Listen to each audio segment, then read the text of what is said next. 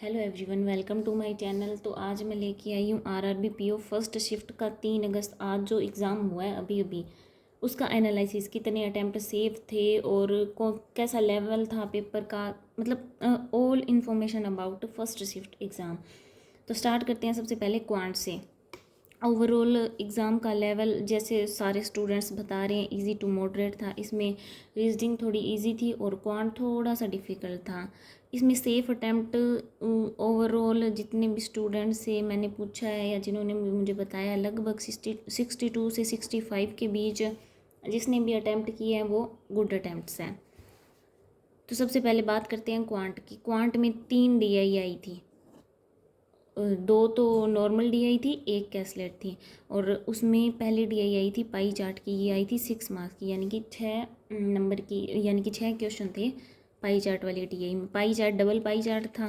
पहले में Swiggy plus Zomato का टोटल दिया हुआ था और दूसरे में जोमेटो का दिया हुआ था परसेंटेज। तो इसको अपने क्या स्विगी का निकालने के लिए टोटल माइनस जोमेटो कर देंगे तो वो निकल जाएगा, मतलब ठीक थी ये भी। उसके बाद एक आई थी टेबल DI। टेबल DI में एक साइड टोटल दिया हुआ था, यहाँ पे कुछ क्वांटिटी दी हुई थी और एक साइड दोनों का, जैसे कोई भी क्वांटिटी का टोटल है तो उन दोनों का रेशो दिया हुआ था। क्लासिक प्लस मॉडर्न सॉन्ग पर थी 5 मार्क्स की, यानी कि 5 क्वेश्चन इसमें आए थे।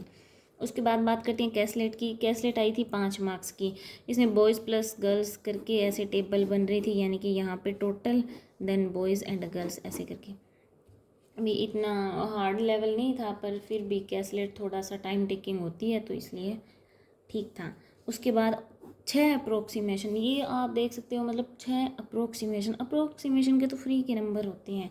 मैथ में अप्रोक्सीमेशन हो गया, इक्वालिटीज़ होगी, सॉरी क्वाड्रेटिक इक्वेशन होगी, तो बढ़िया था। अप्रोक्सीमेशन तो लगभग सभी ने अटैम्प्ट किए। उसके बाद 5 आई थी missing series. Wrong number series थोड़ी डिफ़िकल्ट होती है, मिसिंग सीरीज़ रॉन्ग सीरीज़ के कंपैरिजन में थोड़ी मतलब इजी होती है।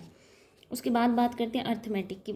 स्टूडेंट्स बता रहे हैं 11 से 12 क्वेश्चन अर्थमेटिक के आए थे, जिसमें से एक परसेंटेज का क्वेश्चन था, एज का क्वेश्चन था, प्रॉफिट लॉस का था, ट्रेन का था, बोट एंड स्ट्रीम का था, एक पार्टनरशिप का था, टाइम एंड वर्क का था, मेंशुरस में ट्राइंगल का था, एक प्रोबेबिलिटी का क्वेश्चन था और SI CI में से CI का क्वेश्चन था और एक क्वेश्चन था एवरेज का।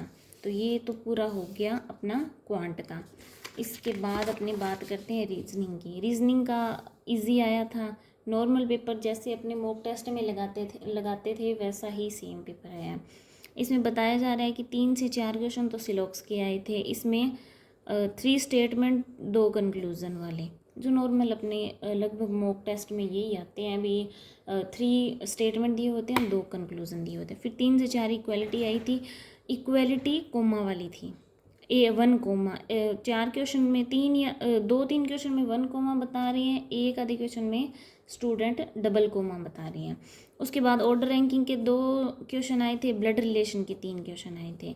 फिर डबल रो सीरीज, जैसे वो होता है ना, बंदे बैठे हैं लाइन में, कुछ सॉरी नॉर्थ एंड एक दूसरे की तरफ मुंह करके, तो उसमें 14 मेंबर थे, 7-7 करके ये आई थी भी 7 बंदे नॉर्थ में, 7 बंदे साउथ में आमने सामने मुंह करके बैठे हैं।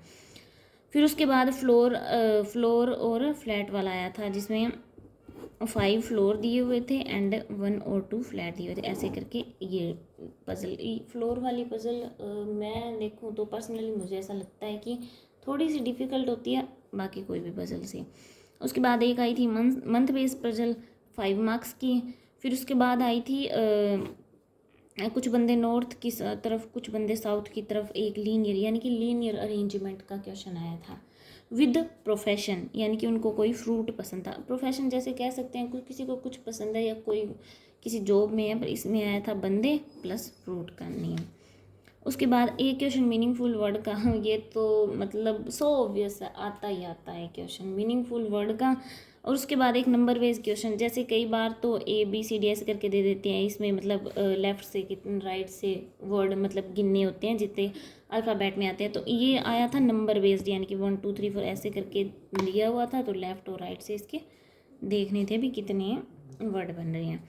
उसके बाद 5 क्वेश्चन आए थे चाइनीज़ कोडिंग के। चाइनीज़ कोडिंग मैं पर्सनली देखूँ ना तो मैं सबसे लास्ट में करना प्रेफर करूँ, क्योंकि ये जितनी इजी होती है ना उतनी कंफ्यूजिंग होती है। कई बार मेरा एक आधा क्वेश्चन तो इसमें गलत हुए बिना रहता ही नहीं है, क्योंकि कभी इधर से गिनो कभी इधर से गिनो। तो ओवरऑल पेपर अच्छा था, बाकी देखते हैं आगे क्या होता है। Thank you.